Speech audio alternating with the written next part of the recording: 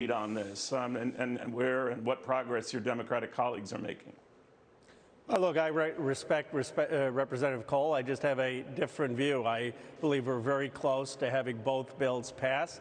We will have a significant investment in infrastructure, including our ports. When you say both bills pass, sir, does that mean they will be handled separately? And your preference is for that not to combine? That means that they will have a separate vote. So if a Republican doesn't want to vote for universal preschool, they can vote no on that, and they can vote yes on infrastructure. They will have a separate vote, but they will move around the same time. And the reason for that is that's what the president wanted. I mean, he came to the caucus, he put up two fingers, he said he wants both bills to pass. It's what he campaigned on. The internet to rural America. Something fell through. I just get the impression, did something fall through? Was the president not persuasive enough? Is there still disarray? There was a talk on again and off again that there might be an infrastructure-only vote last night. That frittered away, that Nancy Pelosi just can't get the votes there. And so things are being shelved willy-nilly. The two sides are fighting. What's going on? I know the media loves that story, but I think the president was actually very clear. He came, he said, look, we've got about a week to 10 days that are really going to matter for my presidency.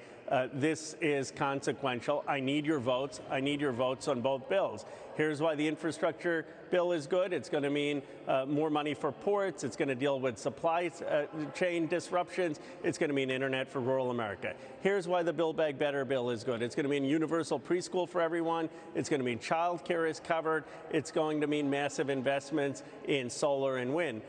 And I want your support for both, and we're going to get there within 10 days. I mean, it's something that will get done. So you think we're going to get there within 10 days, and this idea that this could drag on indefinitely is wrong, but what the impression was yesterday before the president jetted off to Rome that something was going to start happening within 24 hours. That didn't happen.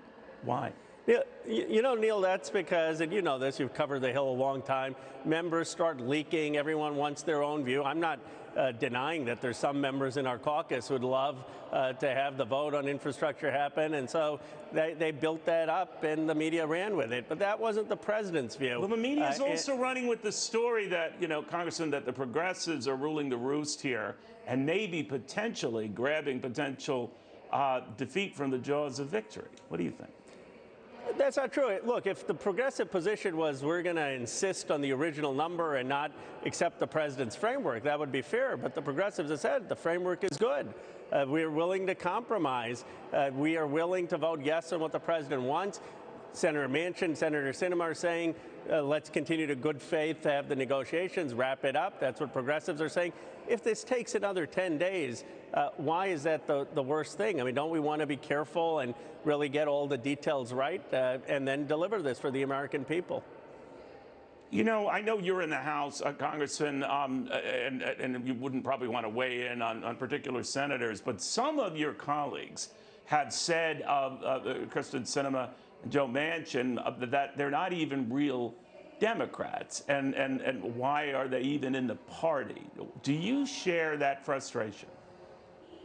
Well, I have never been critical of Senator Manchin. We disagree, but he's been a straight shooter. I have been critical of Senator Sinema, but it's not for me to say what party she should be part of. That's for her and the Arizona voters to say that, and it'd be highly presumptuous of me to say that.